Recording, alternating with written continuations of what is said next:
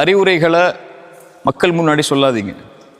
ஒருவருக்கு நீங்கள் அறிவுரை சொல்லணும்னா, தனிப்பட்ட ஒரு நபரை கை காட்டி அறிவுரை சொல்லணும்னா, ரசூலுல்லாஹி ஸல்லல்லாஹு அலைஹி வஸல்லம் என்னைக்கும் மக்கள் முன்னாடி அவருடைய பெயரை பயன்படுத்தி ரசூலுல்லாஹ் அறிவுரை சொல்லலை. இப்படிப்பட்ட மக்கள் உங்கள் மத்தியில் இருக்கிறாங்கன்னு தான் ரசூலுல்லாஹ் சொல்லுவாங்க.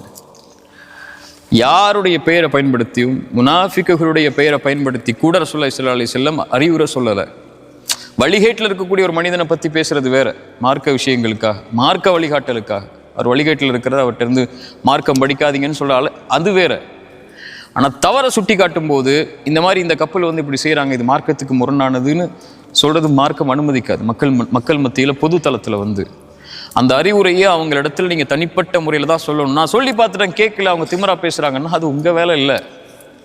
அவங்க கேட்கணுங்கிறது அது உங்கள் கையில் இல்லை. அதை நீங்கள் செஞ்சீங்களா முறையாங்கிறது தான் உங்களுடைய எண்ணத்திலிருந்து அந்த கேள்வி வந்துச்சுன்னா, ஏன் இப்படி தையூஸாக இருக்கிறாங்க அவங்க அப்படின்னு கேள்வி வந்துச்சுன்னா, இதை நீங்கள் செய்கிறதுக்கு முயற்சி பண்ணீங்களா, அதை அணுகுனீங்களா, அவரிடத்துல திருத்துறதுக்கு ஒரு வழியை பார்த்தீங்களா, அதை கண்ணியமான முறையில் கையாண்டீங்களா? ஏன் ஃபிரௌனை பார்த்தே அல்லாஹ் அநீதம் செய்யக்கூடிய ஃபிரௌனை பார்த்தே ஃபகூலா லஹு கௌலன் லையினா, மென்மையாக பேசுங்கன்னு அல்லாஹ் சொல்கிறான். அவங்க நினைவு பெறுவாங்க, மூசா ஹாரூன் நினைவு பெறுவாங்க, அல்லாஹ்வை வணங்கக்கூடியவங்களா மாறுவாங்க மூசான்னு சொல்றா அல்லாஹ். சரியா? கத்தாத்தா சொல்லக்கூடிய வார்த்தையை மறுபடியும் சொல்ற. அல்லாஹ் ரப்புல் ஆலமீன் அன ரப்புக்குமுல் அலான்னு சொல்லக்கூடிய, நான் தான் உயர்ந்த இறைவன் சொல்லக்கூடிய ஒருவனிடத்திலேயே மென்மையா பேசுங்கன்னு அல்லாஹ் சொல்லும்போது, சுப்ஹான ரப்பியல் அலான்னு சுஜூதுல விழக்கூடிய முஃமினிடத்துல ஏன் மென்மையா பேச மாட்டேங்கிறீங்க? அதான கேள்வி. எங்க அஹ்லாக்கு தான் நம்ம இடத்துல தேவை. முக்கியமா என் தோழர்களா உங்கள்கிட்ட சொல்ற, அஹ்லாக்க கடைபிடிங்க. உலகமே உங்களுக்கு எதிராக இருந்தாலும் நீங்கள் அஹ்லாக்கில் மாறிடக்கூடாது.